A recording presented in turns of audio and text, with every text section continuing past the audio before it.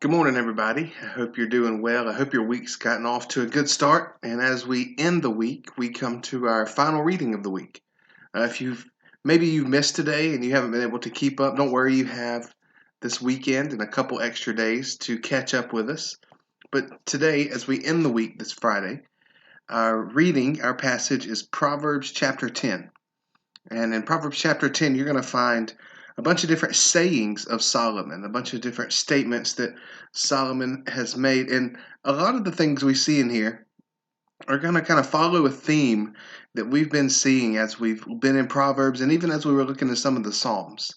And that is, we're going to see a connection between righteousness and wisdom, and then also a connection of the wise or the righteous being blessed.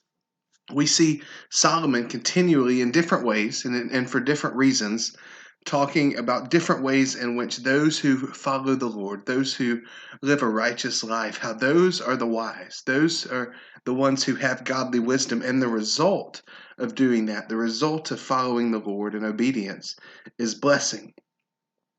It's not always necessarily material blessing. We look at Solomon and he asked the Lord for wisdom and he was given this blessing of great wisdom. And then on top of that, he was given tons of material possessions and many other things. But for us in our lives, just to know the Lord, just to be invited to walk with him and to be offered forgiveness, what a blessing as we reflect on being wise and on living a righteous life.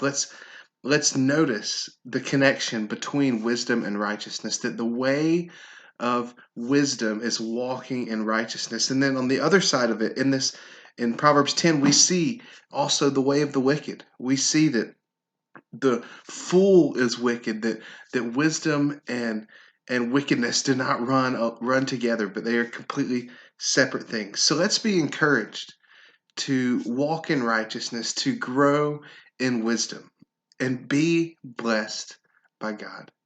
I hope you have a great Friday. I hope you have a great weekend as we get to come back to church and see one another again.